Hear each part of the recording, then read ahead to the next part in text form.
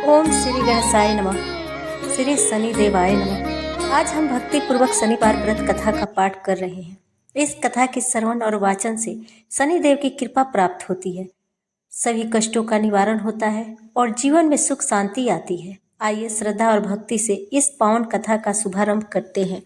एक समय सूर्य, चंद्रमा, मंगल, बुध, बृहस्पति, शुक्र, शनि, राहु और केतु इन ग्रहों में आपस में झगड़ा हो गया कि हम सब में सबसे बड़ा कौन है। सब अपने आप को बड़ा कहते थे। जब आपस में कोई निर्णय न हो सका तो सब के सब आपस में झगड़ते हुए इंद्र देवता के पास गए और कहने लगे कि आप देवताओं के राजा हैं, इसलिए आप हमारा न्याय करके बतलाइए कि हम 9 ग्रहों में सबसे बड़ा कौन है। राजा इंद्र इनका प्रश्न सुनकर घबरा गए और कहने लगे कि मुझ में यह सामर्थ्य नहीं है जो किसी को बड़ा और छोटा बतलाऊं। मैं अपने मुख से कुछ नहीं कह सकता हूँ। हाँ, एक उपाय हो सकता है। इस समय पृथ्वी पर राजा विक्रमादित्य दूसरों के दुखों को निवारण करने वाले हैं। तुम सब मिलकर उन्हीं के पास जाओ, वही तुम्हारे दुखों का निवारण करेंगे। ऐसा वचन सुनकर सभी ग्रह देवता चलकर भूलोक में राजा विक्रमादित्य की सभा में जाकर उपस्थित हुए और अपना प्रश्न राजा के सामने रखा। राजा उनकी बात सुनकर बड़ी चिंता में पड़ गए कि मैं भूख से किसको बड़ा और किसको छोटा बतलाऊं। जिसको छोटा बतलाऊंगा वही क्रोध करके, परंतु उनका झगड़ा निपटाने के लिए एक उपाय सोचा कि सोना, चांदी, कांसा, पीतल, सीसा, रागा, जस्ता, अभ्रक और लोहा 9 धातुओं के 9 आसन बनवाए। सब आसनों को क्रम से, जैसे सोना सबसे पहले और लोहा सबसे पीछे बिछाए गए। इसके पश्चात राजा ने सब ग्रहों से कहा कि आप सब अपने अपने आसनों पर बैठिए। जिसका आसन सबसे आगे है वह सबसे बड़े और जिनका आसन सबसे पीछे वह सबसे छोटा जानिए। चूंकि लोहा सबसे पीछे था, वह शनिदेव का आसन था, इसलिए शनिदेव ने समझ लिया कि राजा ने मुझको सबसे छोटा बना दिया है। इस पर शनिदेव को बड़ा क्रोध आया और कहा कि राजा, तू मेरे पराक्रम को नहीं जानता। सूर्य एक राशि पर 1 महीना रहते हैं, चंद्रमा 2.25 दिन, मंगल 1.5 महीना, बृहस्पति 13 महीने, बुध और शुक्र 1 महीने, परंतु मैं एक राशि पर 2.5 अथवा 7.5 साल रखता हूँ। बड़े बड़े देवताओं को भी मैंने भीषण दुख दिया है।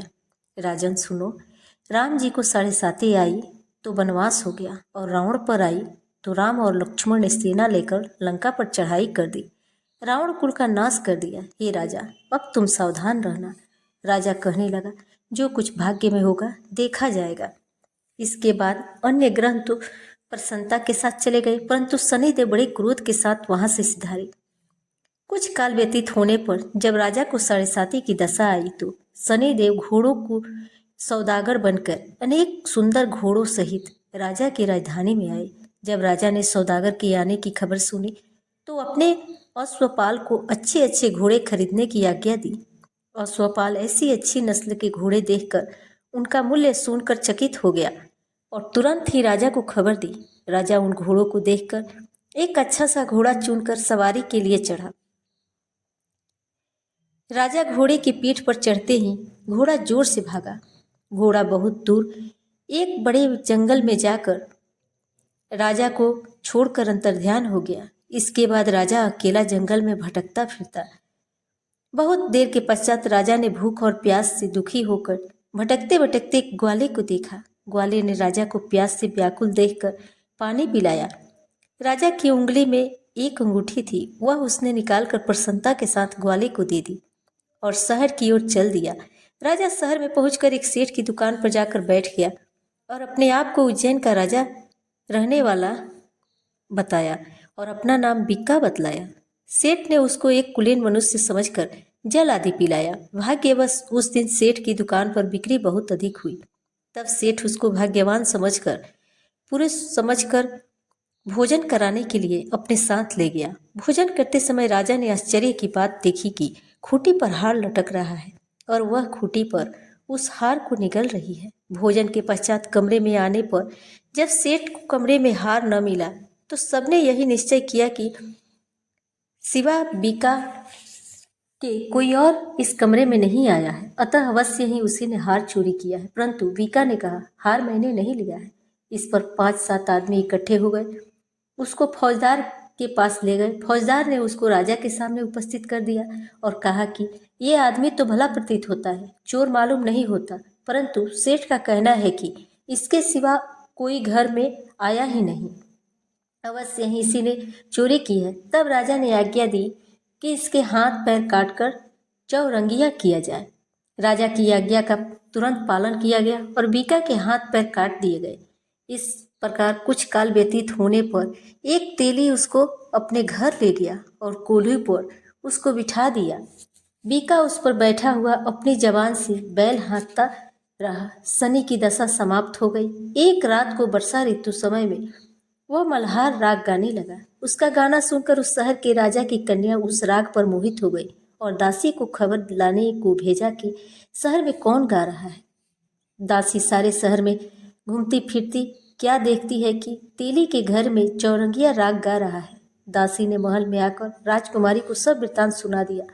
बस उसी क्षण राजकुमारी ने अपने मन में यह प्रण कर लिया कि चाहे कुछ हो जाए, मुझे इस चौरंगिया के साथ विवाह करना है। प्रातःकाल होते ही जब दासी ने राजकुमारी को जगाना चाहा तो राजकुमारी अनशन व्रत लेकर पड़ी रही।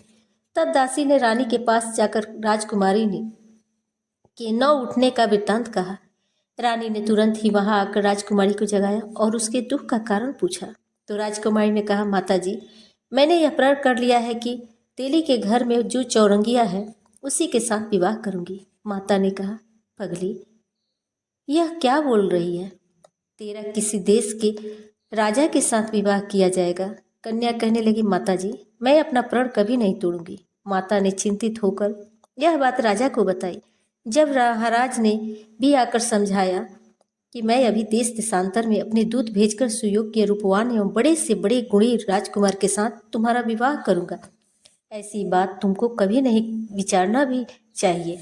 कन्या ने कहा, पिताजी, मैं अपने प्रण त्याग दूंगी, परंतु दूसरे से विवाह नहीं करूंगी। इतना सुनकर राजा ने क्रोध से कहा, यदि तेरे भाग्य में ऐसा ही लिखा है तो जैसी तेरी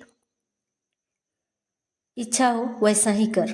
राजा ने तेली को बुलाकर कहा कि तेरे घर में जो चौरंगिया है उसके साथ मैं अपनी कन्या का विवाह करना चाहता हूँ। तेली ने कहा कि यह कैसे हो सकता है? कहाँ आप हमारे राजा और कहाँ मैं एक नीच तेली। परंतु राजा ने कहा कि भाग्य को लिखे को कोई टाल नहीं सकता, अपने घर जाकर विवाह की तैयारी करो।